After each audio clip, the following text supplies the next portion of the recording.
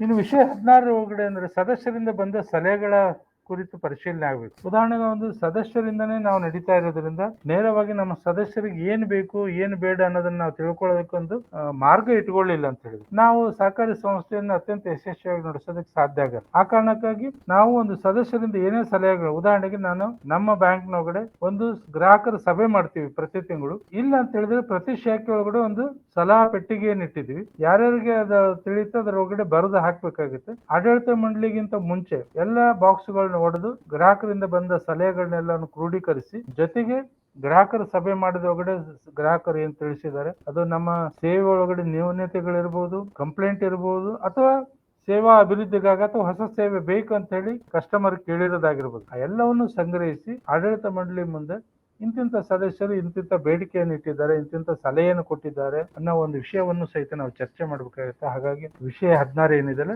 ಇದು ಸದಸ್ಯರಿಂದ ಬಂದ ಸಲಹೆಗಳು ಅಂತ ಹೇಳಿ ಪ್ರತಿ ತಿಂಗಳು ನಾವು ಚರ್ಚೆ ಮಾಡ್ಬೇಕಾಗುತ್ತೆ. ಇದುವರೆಗೆ 16 ವಿಷಯಗಳೇನಿಲ್ಲ, ಇಷ್ಟು ವಿಷಯಗಳು ನಾವು ಪ್ರತಿ ತಿಂಗಳು ಚರ್ಚೆ ಮಾಡ್ಲೇಬೇಕು. ಉದಾಹರಣೆಗೆ ಇದಲ್ಲದೆ ಇನ್ನೂ ಸಾಕಷ್ಟು ವಿಷಯಗಳು ಚರ್ಚೆ ಮಾಡೋದಕ್ಕಿದೆ, ಆದ್ರೆ ಒಂದು ಸಹಕಾರಿ ಸಂಸ್ಥೆಯಾಗಿ ಅಷ್ಟೊಂದು ಆಳವಾಗಿ ಬೇಕಾಗಿಲ್ಲ. ಆದ್ರೆ ರಿಸರ್ವ್ ಬ್ಯಾಂಕಿನ ನಿಯಂತ್ರಣದ ಒಳಗಡೆ ಪಡುವಂತ ಇವತ್ತಿನ ಸೌಹಾರ್ದದ ಒಳಗಡೆ ಇರುವಂತ 18 ಬ್ಯಾಂಕ್ಗಳಿದಾವೆ, ಅಥವಾ ಹಳೆ ಕಾಯ್ದೆ ಒಳಗಡೆ ಇರುವಂತ ಸುಮಾರು ಒಟ್ಟು ಅರ್ಬನ್ ಬ್ಯಾಂಕ್ಗಳು ನಾವು ಲೆಕ್ಕ ಹಾಕಿದ್ರೆ ರಿಸರ್ವ್ ಬ್ಯಾಂಕಿನ ನಿಯಂತ್ರಣ ಒಳಗಡೆ ರಾಜ್ಯದೊಳಗಡೆ 265 ಬ್ಯಾಂಕ್ಗಳಿದಾವಲ್ಲ, ಅವರು ಇನ್ನೂ ಒಂದಿಷ್ಟು ವಿಷಯಗಳನ್ನ ಚರ್ಚೆ ಮಾಡ್ಬೇಕು. ರಿಸರ್ವ್ ಬ್ಯಾಂಕ್ ನಮಗೊಂದು ಸ್ಪಷ್ಟವಾದ ಆದೇಶ ಕೊಟ್ಟೆ, ಪ್ರತಿ ತಿಂಗಳು ಚರ್ಚೆ ಮಾಡಬೇಕಾಗಿರುವಂತ ವಿಷಯಗಳೇನು, ಪ್ರತಿ 3 ತಿಂಗಳಿಗೂ ಚರ್ಚೆ ಮಾಡಬೇಕಾಗಿರುವಂತ ವಿಷಯಗಳೇನು, ಪ್ರತಿ ಅರ್ಧ ವರ್ಷಕ್ಕೊಮ್ಮೆ ಮಾಡಬೇಕಾಗಿರೋ ವಿಷಯ, ಪ್ರತಿ ವರ್ಷಕ್ಕೊಂದು ಬೇರೆ ಚರ್ಚೆ ಮಾಡುವ ಅಂತ ಹೇಳಿ ಈ ರೀತಿ ಬೈಫರ್ಕೇಶನ್ ಮಾಡಿ ನಮಗೆ ಕೊಟ್ಟಿದ್ದಾರೆ. ಆ ರೀತಿನೇ ನಾವು ಆಡಳಿತ ಮಂಡಳಿ ಒಳಗಡೆ ಚರ್ಚೆ ಮಾಡ್ಬೇಕಾಗುತ್ತೆ. ಆದ್ರೆ ಒಂದು ಸಹಕಾರಿ ಸಂಸ್ಥೆ ಆಗಿ ಕನಿಷ್ಠ 16 ವಿಷಯನಾದ್ರೂ ನಾವು ಚರ್ಚೆ ಮಾಡ್ಬೇಕು. ಇದಲ್ಲದೇನೆ ಉದಾಹರಣೆಗೆ ನಮಗೆ ಯಾವ್ದೋ ಒಂದು ತಪ್ಪಾಗಿದೆ, ಇಲ್ಲ ಒಂದ್ ಕಡೆ ನಮಗೆ ಯುಟಿಲೈಸೇಷನ್ ಆಗಿದೆ, ಫಂಡ್ಸ್ ಮಿಸ್ಅಪ್ರೋಪ್ರಿಯೇಷನ್ ಆಗಿದೆ, ಅಥವಾ ಒಂದಿಷ್ಟು ಫ್ರಾಡೇ ಆಗಿದೆ ಅಂತ ಇಟ್ಕೊಂಡು ಈ ತರದ್ದು ಏನಾದ್ರೂ ನಡೆದಿದ್ರೆ ಈ ತಿಂಗಳದೊಳಗಡೆ ಆ ರೀತಿ ಯಾವ್ದೇ ಘಟನೆ ನಡೆದಿದ್ರೆ ಅದನ್ನು ಸಹಿತ ಆಡಳಿತ ಮಂಡಳಿ ಮುಂದೆ ಚರ್ಚೆ ಮಾಡಬೇಕು. ಈ ರೀತಿ ವಿಷಯಗಳು ಸುಮಾರು ಇದೆ. ಆದ್ರೆ ಒಂದು ಸಹಕಾರಿ ಸಂಸ್ಥೆಗೆ ಅಷ್ಟೊಂದು ಬೇಡ ಅಂತ ಹೇಳಿ ಆ 16 ಸಬ್ಜೆಕ್ಟ್ಗಳೇನು ಹೇಳಿದೀನಿ ಇದಕ್ಕಿಂತ ಮುಂಚೆ ಅಷ್ಟನ್ನು ಪ್ರತಿ ತಿಂಗಳು ಚರ್ಚೆ ಮಾಡಲೇಬೇಕು. ವಿಶೇಷವಾಗಿ ನಾನು ಆಗ್ಲೇ ಹೇಳಿದಂಗೆ ಏಪ್ರಿಲ್ ತಿಂಗಳ ಉದಾಹರಣೆ ಇಟ್ಕೊಂಡು ನಾನು ಚರ್ಚೆ ಮಾಡ್ತಾ ಇರೋದ್ರಿಂದ ಏಪ್ರಿಲ್ ತಿಂಗಳೊಳಗಡೆ ಮತ್ತೊಂದಿಷ್ಟು ವಿಷಯಗಳು ನಾನು ಹೆಚ್ಚು ಚರ್ಚೆ ಮಾಡ್ಬೇಕಾಗುತ್ತೆ. ಅದನ್ನ ನಾನು ನಿಮ್ಮದು ಹೇಳಿದೆ. ಮತ್ತೊಂದು 5-6 ವಿಷಯಗಳು ಪ್ರತಿ ವರ್ಷ ಏಪ್ರಿಲ್ ಒಳಗಡೆ ಆಡಳಿತ ಮಂಡಳಿ ಸಭೆ ಮುಂದೆ ತರಲೇಬೇಕಾಗಿರುವಂತ ವಿಷಯಗಳು. ಉದಾಹರಣೆಗೆ ಇಲ್ಲ ವಿಷಯ 17 ಹೇಳಿದ್ದೇನೆ, ಮುಂದಿನ ಆರ್ಥಿಕ ಸಾಲಿಗೆ ಯೋಜನೆ ಮತ್ತು ಗುರಿ ನಿಗದಿ. ನಾನು ಆಗ್ಲೇ ಹೇಳಿದೆ, ಮುಂದಿನ ವರ್ಷದ ಗುರಿಯನ್ನ ಏಪ್ರಿಲ್ ಬಂತಂದ್ರೆ ಹೊಸ ವರ್ಷ ಆರಂಭ ಆಗುತ್ತೆ. ಮುಂದಿನ ವರ್ಷದ ನನ್ನ ಯೋಜನೆ ಏನೆಲ್ಲ ಯೋಜನೆ ಹಾಕೋಬೇಕು ನಾನು ಒಂದು ವರ್ಷ ಪೂರ್ತಿ ಅನ್ನೋದಾಗಬೇಕು. ನನ್ನ ಆರ್ಥಿಕ ಗುರಿಗಳನ್ನು ಸಹಿತ ನಿಗದಿಪಡಿಸಬೇಕು. ನನ್ನ ಠೇವಣಿ ಈ ಸರಿ ಒಂದು 5 ಕೋಟಿ ಇದೆ, ಮುಂದಿನ ವರ್ಷ ಅನ್ನೋದ್ರಾಗ ಮುಂದಿನ ಮಾರ್ಚ್ ಅನ್ನೋದ್ರೊಳಗಡೆ ನಾನು 10 ಕೋಟಿ ತಲುಪಬೇಕು ಅಥವಾ 7 ಕೋಟಿ ತಲುಪಬೇಕು. ಈ ರೀತಿ ಗುರಿಯನ್ನು ನಿಗದಿಪಡಿಸ್ಕೋಬೇಕು. ಹಾಗೆ ಒಂದು ವರ್ಷ ಪೂರ್ತಿ ನಾನು ಏನೆಲ್ಲ ಚಟುವಟಿಕೆಯನ್ನು ಮಾಡ್ಬೇಕು ಅನ್ನೋದನ್ನು ಸಹಿತ ಆ ವರ್ಷದ ಆರಂಭದೊಳಗಡೆ ನಾವು ಮಾಡ್ಬೇಕಾಗಿರೋದ್ರಿಂದ ಪ್ರತಿ ವರ್ಷ ಏಪ್ರಿಲ್ನೊಳಗಡೆ ಮುಂದಿನ ಆರ್ಥಿಕ ಸಾಲಿಗೆ ಯೋಜನೆ ಮತ್ತು ಗುರಿ ನಿಗದಿಪಡಿಸಿಕೊಳ್ಳೋದನ್ನು ನಾವು ಮಾಡಬೇಕು. ಇಲ್ಲಿ ಕೊಟ್ಟಿದ್ದೀನಿ ಉದಾಹರಣೆ, ಠೇವಣಿ ಗುರಿ, ಉಳಿತಾಯ ಖಾತೆ ಗುರಿ, RD ಖಾತೆ ಗುರಿ, ಸಾಲಗಳ ಗುರಿ, ಲಾಭದ ಗುರಿ, ಇನ್ನು ಬೇಕಾದಷ್ಟು ಅದನ್ನ ಎಕ್ಸ್ಟೆಂಡ್ ಮಾಡ್ತಾ ಹೋಗ್ಬೋದು. ಆದ್ರೆ ಒಂದು ಗುರಿ ಅಂತೂ ನಮ್ಗೆ ಇರ್ಲೇಬೇಕು ಅನ್ನೋದನ್ನ ಸಹಿತ ನಾವೆಲ್ಲ ಗಮನಿಸಬೇಕು ಅನ್ನೋ ಮಾತನ್ನ ಈ ಸಂದರ್ಭದಲ್ಲಿ ಹೊಡುತ್ತೆ. ಹಾಗಾಗಿ ವಿಷಯ 17 ಮುಂದಿನ ಆರ್ಥಿಕ ಸಾಲಿಗೆ ಯೋಜನೆ ಮತ್ತು ಗುರಿ ಇರಲೇಬೇಕು. ಇನ್ನು ವಿಷಯ 18 ಅರ್ಹ ಮತದಾರ ಯಾದನ್ನು ಪರಿಶೀಲಿಸಿ ಅನುಮೋದಿಸು. ನಮ್ಮ ಕಾಯ್ದೆ ಒಳಗಡೆ ಸ್ಪಷ್ಟವಾಗಿ ಹೇಳಿರೋದು, ವರ್ಷ ಮುಗಿದ 30 ದಿನದೊಳಗಡೆ ಹಿಂದಿನ ಆರ್ಥಿಕ ವರ್ಷದೊಳಗಡೆ ಉಪವಿಧಿ ಒಳಗಡೆ ನಿರ್ದಿಷ್ಟಪಡಿಸಿದ ಕನಿಷ್ಠ ಸೇವೆಗಳಿದೆ. ಆ ಕನಿಷ್ಠ ಸೇವೆಗಳನ್ನ ಬಳಸಿಕೊಳ್ಳೋದ್ರ ಮೂಲಕ ಅರ್ಹ ಸದಸ್ಯರು ಯಾರಿದ್ದಾರೆ ಅವ್ರನ್ನೆಲ್ಲರನ್ನು ಪಟ್ಟಿ ಮಾಡಿ ಆ ಪಟ್ಟಿಯನ್ನ ಆಡಳಿತ ಮಂಡಳಿ ಅನುಮೋದನೆ ತಗೊಂಡು ಏಪ್ರಿಲ್ 30 ಅದನ್ನು ಪ್ರಕಟಿಸಬೇಕು ಎಲ್ಲ ಮುಖ್ಯ ಕಾರ್ಯನಿರ್ವಹಣಾಧಿಕಾರಿ ಆದ. ಆ ಕಾರಣಕ್ಕಾಗಿ ಅದು ಪ್ರತಿ ವರ್ಷ ಏಪ್ರಿಲ್ನೊಳಗಡೆ ಈ ಸಬ್ಜೆಕ್ಟ್ ಕಂಪಲ್ಸರಿ ಇಟ್ಕೊಳ್ಳೇಬೇಕು, ಅರ್ಹ ಮತದಾರ ಯಾದಿಯನ್ನು ಪರಿಶೀಲಿಸಿ ಅನುಮೋದಿಸುವುದು ಅಂತ ಹೇಳಿ. ಸಾಕಷ್ಟು ಸಹಕಾರಿ ಸಂಸ್ಥೆಗಳು ಇದನ್ನು ಮಾಡದೇ ಇಲ್ಲ. ಆ ಕಾರಣಕ್ಕಾಗಿ ಇದು ಪ್ರತಿ ವರ್ಷ ಏಪ್ರಿಲ್ನೊಳಗಡೆ ಇದೊಂದು ಸಬ್ಜೆಕ್ಟ್ ಇರಬೇಕು ಅನ್ನೋದನ್ನು ನಾನು ತಮ್ಮ ಗಮನಕ್ಕೆ ತರ್ತೇನೆ. ಇನ್ನು ವಿಷಯ 19 ಏನಂದ್ರೆ ಏಪ್ರಿಲ್ನೊಳಗಡೆ ವಾರ್ಷಿಕ ವರದಿ ಮತ್ತು ಹಣಕಾಸು ವಿವರ ಪತ್ರಗಳನ್ನು ಮಂಡಳಿಯ ಅನುಮೋದನೆಗಾಗಿ ಮಂಡಿಸುವುದು. ಅಂದ್ರೆ ಕಳೆದ ವರ್ಷ ಏನಾಗಿದೆ ಅದರ ವಾರ್ಷಿಕ ವರದಿಯನ್ನು ರೆಡಿ ಮಾಡಬೇಕು ಮತ್ತು ಆರ್ಥಿಕ ವಿವರಗಳನ್ನು ಸಹಿತ ನಾವು ರೆಡಿ ಮಾಡಬೇಕಾಗುತ್ತೆ. ರೆಡಿ ಮಾಡಿ ಆಡಳಿತ ಮಂಡಳಿಗೆ ಇಟ್ಟು ಅನುಮೋದನೆ ತಗೊಂಡು ವರ್ಷದ ಅಂದ್ರೆ ಏಪ್ರಿಲ್ 30 ತಾರೀಕು ಒಳಗಡೆ ಸಂಯುಕ್ತ ಸಹಕಾರಿ ನಾವು ಕಳಿಸ್ಕೊಡ್ಬೇಕಿದು. ಕಾಯ್ದೆ ಒಳಗಡೆ ಹೇಳಿರೋದ್ರಿಂದ ಪ್ರತಿ ವರ್ಷ ಏಪ್ರಿಲ್ 30 ತಾರೀಕಿಗೆ ಹಿಂದಿನ ಆರ್ಥಿಕ ವರ್ಷದ ವರದಿಯನ್ನ ಮತ್ತು ಹಣಕಾಸು ವಿವರಗಳನ್ನ ನಾವು ಕೊಡಬೇಕಾಗುತ್ತೆ. ಅದು ಆಡಳಿತ ಮಂಡಳಿ ಅನುಮೋದನೆ ತಗೊಂಡು ಕೊಡಬೇಕಾಗಿರೋದ್ರಿಂದ ಪ್ರತಿ ವರ್ಷ ಏಪ್ರಿಲ್ನೊಳಗಡೆ ಈ ಸಬ್ಜೆಕ್ಟ್ ಕಂಪಲ್ಸರಿ ಇರಬೇಕು. ಇಲ್ಲಿ ಅನುಮೋದನೆ ತಗೊಂಡು ಆ ಅಂಕಿಅಂಶಗಳನ್ನ ನಾನು ಸಂಯುಕ್ತ ಸಹಕಾರಿ ಕಳಿಸ್ಕೊಡ್ಬೇಕಾಗುತ್ತೆ. ಇನ್ನು ನೆಕ್ಸ್ಟ್ ವಿಷಯ 20 ಏಪ್ರಿಲ್ ಒಳಗಡೆ ಆಡಿಟ್ ಪೂರ್ವ ಲಾಭ ಹಾನಿ ಪತ್ರಿಕೆ ಮತ್ತು ಅಡಾವ ಪತ್ರಿಕೆಗೆ ಒಪ್ಪಿಗೆ ಸೂಚಿಸುವುದು. ಇಲ್ಲಿ ಸಹಿತ ಕಾಯ್ದೆ ಒಳಗಡೆ ಹೇಳಿದೆ, ವರ್ಷ ಮುಗಿದು 30 ದಿನದೊಳಗಡೆ ಎಲ್ಲ ಲೆಕ್ಕಪತ್ರಗಳನ್ನು ಶೆಡ್ಯೂಲ್ ವಾರು ಸಿದ್ಧಪಡಿಸಿ ಆಡಿಟರಿಗೆ ಕೊಡೋದಕ್ಕೆ ಸಿದ್ಧಪಡಿಸಿಡಬೇಕು ಅಂತ ಹೇಳಿದ್ರು. ಒಂದ್ ಬೇರೆ ಆಡಿಟರಿಗೆ ಕೊಡೋದಕ್ಕಿಂತ ಮುಂಚೆ ಆಡಳಿತ ಮಂಡಳಿ ಒಪ್ಪಿಗೆ ತಗೋಬೇಕಾಗುತ್ತೆ. ಆ ಕಾರಣಕ್ಕಾಗಿ ಪ್ರತಿ ಸಹಕಾರಿ ಸಂಸ್ಥೆಯವರು ಏಪ್ರಿಲ್ನೊಳಗಡೆ ಈ ಸಬ್ಜೆಕ್ಟ್ ಅನ್ನು ಕಂಪಲ್ಸರಿ ಆಗಿ ಚರ್ಚೆ ಮಾಡಬೇಕು. ಆಡಿಟ್ ಪೂರ್ವ ಲಾಭ ಹಾನಿ ಪತ್ರಿಕೆ ಮತ್ತು ಅಡಾವ ಪತ್ರಿಕೆಗೆ ಅದನ್ನ ಒಪ್ಪಿಗೆ ತಗೊಳ್ಬೇಕಾಗುತ್ತೆ. ನಾವು ಆಡಳಿತ ಮಂಡಳಿ ಒಪ್ಪಿಗೆ ತಗೊಂಡು ಆಡಿಟರ್ ಕೊಡಬೇಕಾಗುತ್ತೆ. ಇನ್ನು ವಿಷಯ 21 ಅಂದ್ರೆ ಸುಸ್ತಿ ಸಾಲಗಳ ಮೇಲೆ ಕಾನೂನು ಕ್ರಮ ಜರುಗಿಸುವ ಕುರಿತು ಚರ್ಚೆ ಆಗಿದೆ. ನಾನು ಆಗ್ಲೇ ಹೇಳಿದೆ, ಮಾರ್ಚ್ ಅಂತ ಹೇಳಿದ್ರೆ ತುಂಬಾ ಒಂದು ಆರ್ಥಿಕ ಸಂಸ್ಥೆಗೆ ತುಂಬಾ ಇಂಪಾರ್ಟೆಂಟ್ ತಿಂಗಳದು. ಸಾಲಗಾರನ ಮನಸ್ಥಿತಿನೂ ಸಹಿತ ಸಾಲ ಕಟ್ಟಬೇಕನ್ನೋ ಮನಸ್ಥಿತಿಯ ತಿಂಗಳದು. ಆ ಕಾರಣಕ್ಕೆ ಅಷ್ಟೆಲ್ಲ ಪ್ರಯತ್ನದ ಮಧ್ಯನೂ ಸಹಿತ ಮಾರ್ಚ್ 31 ಸಾಲಗಳು ವಸೂಲಾಗ್ಲಿಲ್ಲ ಅಂದ್ರೆ ಆ ಎಲ್ಲ ಸಾಲಗಳ ಮೇಲೆ ಕಾನೂನು ಕ್ರಮಕ್ಕೆ ನಾವು ಶಿಫಾರಸು ಮಾಡೋದು ಅನಿವಾರ್ಯ ಆಗಿರೋದ್ರಿಂದ ಪ್ರತಿ ಏಪ್ರಿಲ್ ಒಳಗಡೆ ಮಾರ್ಚ್ ಒಳಗಡೆ ಎಷ್ಟು ಸುಸ್ತಿ ಸಾಲಗಳಿದ ಅಷ್ಟು ಸುಸ್ತಿ ಸಾಲಗಳ ಪಟ್ಟಿ ಮಾಡಿ ಅವ್ರ ಮೇಲೆ ಕಾನೂನು ಕ್ರಮ ತಗೊಳ್ಳೋದಕ್ಕೆ ಬೋರ್ಡ್ ರೆಸೊಲ್ಯೂಷನ್ ಪಾಸ್ ಮಾಡಬೇಕು. ಆ ಕಾರಣಕ್ಕಾಗಿ ಪ್ರತಿ ವರ್ಷ ಏಪ್ರಿಲ್ ಒಳಗಡೆ ಈ ಒಂದು ವಿಷಯವನ್ನ ಕಂಪಲ್ಸರಿ ನಾವು ಇಟ್ಕೊಳ್ಬೇಕು ಅಂತ ಹೇಳಿ ತಮಗೆ ನಾನು ಅರಿಕೆ ಮಾಡ್ಕೊಳ್ತಾ ಇದ್ದೀನಿ. ಇನ್ನು ವಿಷಯ 22 ಏನಂದ್ರೆ 2021-22ನೇ ಸಾಲಿನ ಅಂದಾಜು ಆಯವ್ಯಯನ ಅಂದ್ರೆ ನಮ್ಮ ಬಜೆಟ್ ಅನ್ನ ಆಲ್ರೆಡಿ ನಾವು ಹಿಂದಿನ ವರ್ಷನೇ ಒಪ್ಪಿಗೆ ತಗೊಂಡಾಗಿದೆ. ಆ ಒಪ್ಪಿಗೆ ತಗೊಂಡಿರುವಂತ ಬಜೆಟ್ ನೊಳಗಡೆ ಮತ್ತೇನಾದ್ರೂ ಬದಲಾವಣೆ, ಯಾಕಂದ್ರೆ ವಾಸ್ತವ ಅಂಶಗಳು 2021 ಮಾರ್ಚ್ಗೆ ವಾಸ್ತವ ಫಿಗರ್ಗಳು ಬಂದಿರೋದ್ರಿಂದ ಆ ಫಿಗರ್ ಆಧಾರದ ಮೇಲೆ ನಾವೇನಾದ್ರೂ ಸಣ್ಣ ಪುಟ್ಟ ಬದಲಾವಣೆಗಳನ್ನ ಬಜೆಟ್ ಗೆ ಮಾಡ್ಕೊಡ್ತೀವಿ ಅನ್ನೋದಾದ್ರೆ ಆಲ್ರೆಡಿ ಜನರಲ್ ಬಾಡಿಗೆ ಒಪ್ಪಿಗೆ ತಗೊಂಡಿರುವಂತ ಬಜೆಟ್ ಗೆ ಒಂದಿಷ್ಟು ಪರಿಷ್ಕರಣೆ ಮಾಡೋದಕ್ಕೆ ಅವಕಾಶ ಇರೋದ್ರಿಂದ ಪ್ರತಿ ವರ್ಷ ಏಪ್ರಿಲ್ ಒಳಗಡೆ ಈ ವಿಷಯ ಕುರಿತು ನಾವು ಅದನ್ನು ಚರ್ಚೆ ಮಾಡಿ ನಿರ್ಣಯ ಕೈಗೊಳ್ಬೇಕಾಗುತ್ತೆ. ಅದೇ ಮಾದರೊಳಗಡೆ ವಿಷಯ 23 ಏನಿದೆಯಲ್ಲ ಅದರ ಮುಂದಿನ ವರ್ಷ 21-22 ಅಲ್ಲ, 22 ಮತ್ತು 23ನೇ ಸಾಲಿಗೆ ನಮ್ಮ ಅಂದಾಜು ಆಯವ್ಯಯವನ್ನು ಸಿದ್ಧಪಡಿಸಿಡಬೇಕು. ಈ ವರ್ಷದ ಜನರಲ್ ಬಾಡಿ ಒಳಗಡೆ ಅದರ ಮುಂದಿನ ವರ್ಷದ ಬಜೆಟ್ ಅನ್ನು ಸಹಿತ ನಾವು ಒಪ್ಪಿಗೆ ತಗೋಬೇಕು. ಕಾನೂನು ಒಳಗಡೆ ಆ ರೀತಿ ಇರೋದ್ರಿಂದ, ಉದಾಹರಣೆಗೆ ನಾವೇನಾದ್ರೂ ಆ ರೀತಿ ಇರ್ಲಿಲ್ಲ, ಈ ವರ್ಷಕ್ಕೆ ತಗೊಂತೀವಿ ಅನ್ನೋದಾತ ಅಂತ ಹೇಳಿದ್ರೆ, ವಿಶೇಷವಾಗಿ ಕಳೆದ ವರ್ಷ ಮತ್ತು ಈ ವರ್ಷ ಡಿಸೆಂಬರ್ 25ನೇ ತಾರೀಕಿನವರೆಗೂ ನಮ್ಮ ಜನರಲ್ ಬಾಡಿ ಮಾಡೋದಕ್ಕೆ ಅವಕಾಶ ಮಾಡಿಕೊಟ್ಟಿರೋದ್ರಿಂದ ನಾವೇನಾದ್ರೂ 21-22ನೇ ಸಾಲಿನ ಬಜೆಟ್ ಅನ್ನ ಡಿಸೆಂಬರ್ನಾಗ ಹೋಗಿ ನಾವು ಒಪ್ಪಿಗೆ ತಗೊಂತೀವಿ ಅಂದ್ರೆ ಮುಂದೆ 3 ತಿಂಗಳು ಉಳಿದಿರುತ್ತೆ. ಆ ಕಾರಣಕ್ಕಾಗಿ ಇದು ಸರಿಯಾದಲ್ಲ. ಅದಕ್ಕೆ ಅದರ ಮುಂದಿನ ವರ್ಷದ ಬಜೆಟ್ ಅನ್ನು ಸಹಿತ ತಗೊಳ್ಳೋದಕ್ಕೆ ಈಗಾಗಲೇ ಕಾಯ್ದೆ ಒಳಗಡೆ ಅದನ್ನು ಬದಲಾವಣೆ ಮಾಡಿರೋದ್ರಿಂದ ಇದನ್ನು ಸಹಿತ ಪ್ರತಿ ವರ್ಷ ಏಪ್ರಿಲ್ ಒಳಗಡೆ 23ನೇ ಸಬ್ಜೆಕ್ಟ್ ಆಗಿ ಅದರ ಮುಂದಿನ ವರ್ಷದ ಅಂದ್ರೆ 2022-23ನೇ ಸಾಲಿನ ಅಂದಾಜು ಆಯವ್ಯಯವನ್ನು ಸಿದ್ಧಪಡಿಸಿ ಆಡಳಿತ ಮಂಡಳಿ ಒಪ್ಪಿಗೆ ತಗೊಂಡು ಜನರಲ್ ಬಾಡಿಗೂ ಸಹಿತ ಒಪ್ಪಿಗೆ ಕಳಿಸ್ಬೇಕಾಗುತ್ತೆ. ಆ ಕಾರಣಕ್ಕಾಗಿ ಇದನ್ನು ಸಹಿತ ನಾವು ಚರ್ಚೆ ಮಾಡ್ಬೇಕಂತ ಹೇಳಿದ್ವಿ. ಇದಾದ್ಮೇಲೆ ಇನ್ನೂ ಬೇರೆ ಬೇರೆ ವಿಷಯಗಳು ನಿಮ್ಗೆ ಏನಾದ್ರು ಅನಿಸಿದ್ರೆ ಅದನ್ನ ಚರ್ಚೆ ಮಾಡಬಹುದು. ಇಲ್ಲ ಅಂತ ಹೇಳಿದ್ರೆ ಅಧ್ಯಕ್ಷರ ಅಪ್ಪಣೆ ಮೇರೆಗೆ ಇತರ ವಿಚಾರಗಳು ಅಂತ ಹೇಳಿ ನಾವು ಚರ್ಚೆ ಮಾಡಬೇಕು. ಅಂದ್ರೆ ಕನಿಷ್ಠ ಪ್ರತಿ ತಿಂಗಳು ಕನಿಷ್ಠ 16 ವಿಷಯಗಳ ಕುರಿತು ನಾವು ಚರ್ಚೆ ಮಾಡಬೇಕು. ಏಪ್ರಿಲ್ ತಿಂಗಳು ಆದಾಗ ಅಲ್ಲಿ ವಿಶೇಷವಾದ ಒಂದಿಷ್ಟು ನಾವು ವಿಷಯಗಳನ್ನ ಚರ್ಚೆ ಮಾಡಬೇಕಾಗಿರೋದ್ರಿಂದ ಏಪ್ರಿಲ್ ಕನಿಷ್ಠ 22-23 ಸಬ್ಜೆಕ್ಟ್ಗಳನ್ನ ನಾವು ಚರ್ಚೆ ಮಾಡ್ಲೇಬೇಕಾಗುತ್ತೆ. ಇಷ್ಟು ಸಾಕ ಅಂತ ಹೇಳಿ ಕೇಳಿದ್ರೆ ಖಂಡಿತ ಅಲ್ಲ. ಇದು ಅಲ್ಲದನ್ನೇ ನಾನು ಹೇಳ್ತಾ ಇರೋದು, ಇದು ನಾನು ಒಂದು ಉದಾಹರಣೆ ಕೊಟ್ಟಿದ್ದೀನಿ. ಉದಾಹರಣೆ ಏನ್ ಕೊಟ್ಟಿದ್ದೀನಿ ಅಂತ ಹೇಳಿದ್ರೆ ಏಪ್ರಿಲ್ ತಿಂಗಳೊಳಗೆ ನಾವೇನಾದ್ರೂ ಚರ್ಚೆ ಮಾಡ್ಬೇಕಂತ ಹೇಳಿದ್ದೀನಿ. ಇನ್ನು 2 ವಿಚಾರಗಳನ್ನ ಮೊಟ್ಟಿಗೆ ಹಂಚ್ಕೊಳ್ಳೋದಕ್ಕೆ ವಿಶೇಷವಾಗಿ ಆಗಸ್ಟ್ ಮತ್ತು ಸೆಪ್ಟೆಂಬರ್ ತಿಂಗಳೊಳಗಡೆ ಇನ್ನೊಂದಿಷ್ಟು ವಿಷಯಗಳ ಕುರಿತು ನಾವು ಅದನ್ನ ಚರ್ಚೆ ಮಾಡ್ಬೇಕಾಗತ್ತೆ. ಅದೇ ಮಾದರಿ ಒಳಗಡೆ ನಾನು ಆಗ್ಲೇ ಹೇಳಿದಂಗೆ ವಿಷಯ 15 ಈ ತಿಂಗಳು ಕೈಗೊಳ್ಳಬೇಕಾದ ಶಾಸನಬದ್ಧ ಚಟುವಟಿಕೆಗಳೇನಿದೆ ಅದನ್ನು ಮುಖ್ಯ ಕಾರ್ಯನಿರ್ವಹಣಾಧಿಕಾರಿ ನೋಡಿದನ ಇಲ್ಲ ಅನ್ನೋದನ್ನ ತಿಳ್ಕೊಳ್ಳೋದಕ್ಕೆ ಅಲ್ಲಿ ಸಹಿತ ವಿಶೇಷವಾಗಿ ಏಪ್ರಿಲ್ ತಿಂಗಳು, ಆಗಸ್ಟ್ ಮತ್ತು ಸೆಪ್ಟೆಂಬರ್ ಈ 3 ತಿಂಗಳೊಳಗಡೆ ನಮಗೊಂದಿಷ್ಟು ಹೆಚ್ಚು ಚಟುವಟಿಕೆ ಇದೆ. ಆ ಚಟುವಟಿಕೆಯನ್ನ ಮುಖ್ಯ ಕಾರ್ಯನಿರ್ವಹಣಾಧಿಕಾರಿ ಮಾಡ್ಲೇಬೇಕಾಗಿದೆ. ಆತ ಮಾಡಿದಾನ ಇಲ್ಲ ನಾವು ತಿಳ್ಕೊಳ್ಳುವಂತ ಒಂದು ವ್ಯವಸ್ಥೆನೂ ಸಹಿತ ನಮ್ಮ ಮಧ್ಯೆ ಆಗ್ಬೇಕಾಗಿರೋದ್ರಿಂದ ಆ ವಿಷಯವನ್ನು ಸಹಿತ ಇಲ್ಲಿ ಚರ್ಚೆ ಮಾಡೋಣ. ನಾನು ಆಗ್ಲೇ ಹೇಳಿದಂಗೆ ಪ್ರತಿ ತಿಂಗಳು ನಾವು ಆಡಳಿತ ಮಂಡಳಿ ಒಳಗಡೆ ಏನೆಲ್ಲ ವಿಷಯಗಳು ಚರ್ಚೆ ಮಾಡ್ಬೇಕಂತ ಹೇಳಿ ನಾನು ಒಂದು ಪಟ್ಟಿ ಮಾಡಿದ್ರೆ 12 ತಿಂಗಳು ಚರ್ಚೆ ಮಾಡ್ಬೇಕಾಗಿರುವಂತ ವಿಷಯಗಳ ಪಟ್ಟಿಯನ್ನ ಮಾಡಿದ್ದೀನಿ. ಇಲ್ಲಿ ಸ್ಕ್ರೀನ್ ಒಳಗಡೆ ಕಾಣ್ತಾ ಇದೆ. ಈಗ ನಿಮಗೆ ಏಪ್ರಿಲ್ ತಿಂಗಳು ಅಂತ ಹೇಳಿದೆ. ಏಪ್ರಿಲ್ ತಿಂಗಳದನ್ನೇ ನಾನು ಇಲ್ಲಿ ಹೇಳೋದಾದ್ರೆ ಏಪ್ರಿಲ್ ತಿಂಗಳೊಳಗಡೆ 24 ವಿಷಯಗಳನ್ನ ಎಕ್ಸ್ಪ್ಲೇನ್ ಮಾಡಿ ಹೇಳಿದ್ದೀನಿ. ಈ ರೀತಿ ನಾವು ಏಪ್ರಿಲ್ ತಿಂಗಳೊಳಗಡೆ ಚರ್ಚೆ ಮಾಡಬೇಕು. ಇನ್ನು ಅದನ್ನ ಏಪ್ರಿಲ್ ಆದ್ಮೇಲೆ ಮೇ ಒಳಗಡೆ 16 ಅಂತ ಹೇಳಿದ್ರೆ 16 ಸಬ್ಜೆಕ್ಟ್ ಅಥವಾ ಇನ್ನೊಂದು ಯಾವ್ದಾದ್ರು ಒಂದು ಉದಾಹರಣೆಗೆ ಈ ತಿಂಗಳು 16 ಸಬ್ಜೆಕ್ಟ್ ಅಧ್ಯಕ್ಷರ ಅಪ್ಪಣೆ ಮೇರೆಗೆ ಇತರ ವಿಷಯ ಅಂದ್ರೆ 17 ಸಬ್ಜೆಕ್ಟ್ಗಳ ಮೇ ಒಳಗಡೆ ಚರ್ಚೆ ಆಗುತ್ತೆ. ಅದೇ ಮಾದರಿ ಒಳಗಡೆ ಜೂನ್ ಒಳಗಡೆ ಸಹಿತ 17 ಸಬ್ಜೆಕ್ಟ್ ಆಗುತ್ತೆ. ಈ ರೀತಿ ನಾವು ಮಾಡ್ತಾ ಹೋದಾಗ ನಾನು ಆಗ್ಲೇ ಹೇಳಿದ ಆಗಸ್ಟ್ ಒಳಗಡೆ ಒಂದಿಷ್ಟು ವಿಶೇಷವಾದ ಜವಾಬ್ದಾರಿಗಳು ಅಥವಾ ವಿಶೇಷವಾದ ಚರ್ಚೆ ಮಾಡ್ಬೇಕಾಗತ್ತೆ. ಇಲ್ಲಿ ಕಾಣ್ತಾ ಇದೆ, ನಾನು ಯೆಲ್ಲೋ ಕಲರ್ ನೊಳಗಡೆ ಹೈಲೈಟ್ ಮಾಡಿದ್ದೀನಿ. ವಿಶೇಷವಾಗಿ ಆಗಸ್ಟ್ ಅಂತ ಯಾಕೆ ಹೇಳಿದ್ನಿ ಅಂದ್ರೆ ಸೆಪ್ಟೆಂಬರ್ 25ನೇ ತಾರೀಕಿಗೆ ಜನರಲ್ ಬಾಡಿ ನಾವು ಮುಗಿಸ್ಬೇಕಾಗಿರೋದ್ರಿಂದ ಅದಕ್ಕೊಂದು ತಿಂಗಳು ಮುಂಚೆ ಆದ್ರೂ ಸಹಿತ ವಿಶೇಷವಾಗಿ ನಾವು ಮತ್ತೊಂದು 4-5 ವಿಷಯಗಳನ್ನ ಜನರಲ್ ಬಾಡಿಗಿಂತ ಒಂದು ತಿಂಗಳು ಮುಂಚೆ ನಾವು ಚರ್ಚೆ ಮಾಡ್ಬೇಕಾಗಿರೋದ್ರಿಂದ ಇದೆಲ್ಲವೂ ಆಡಳಿತ ಮಂಡಳಿ ಒಪ್ಪಿಗೆ ಆಗಿ ಆಡಳಿತ ಮಂಡಳಿ ರೆಸೊಲ್ಯೂಷನ್ ಆಗ್ಬೇಕಾಗಿರೋದ್ರಿಂದ ನಾನು ಇಲ್ಲಿ ಪ್ರಸ್ತಾಪ ಮಾಡ್ತೀನಿ. ಉದಾಹರಣೆಗೆ ಇಲ್ಲಿ 17ನೇ ಸಬ್ಜೆಕ್ಟ್ ಹಾಕಿದ್ದೀನಿ. ಸರ್ವ ಸದಸ್ಯರ ಮಹಾಸಭೆಯ ದಿನಾಂಕ, ಸ್ಥಳ, ಸಮಯ ಮತ್ತು ವಿಷಯಗಳನ್ನು ಅಂತಿಮಗೊಳಿಸುವುದು ಅಂತ ಹೇಳಿ ತುಂಬಾ ಇಂಪಾರ್ಟೆಂಟ್. ನಾ ಹೇಳಿದ್ರು ಜನರಲ್ ಬಾಡಿಗೆ ನಾವು ರೆಸೊಲ್ಯೂಷನ್ ಮಾಡ್ಬೇಕು, ಇಂಥ ದಿನ ಇಷ್ಟು ಗಂಟೆಗೆ ಇಂಥ ಸ್ಥಳದೊಳಗಡೆ ಮಾಡ್ತೀವಿ, ಏನೆಲ್ಲ ಚರ್ಚೆ ಮಾಡ್ಬೇಕನ್ನ ಪಟ್ಟಿನೂ ಸಹಿತ ಅಂತಿಮಗೊಳಿಸ್ಬೇಕು.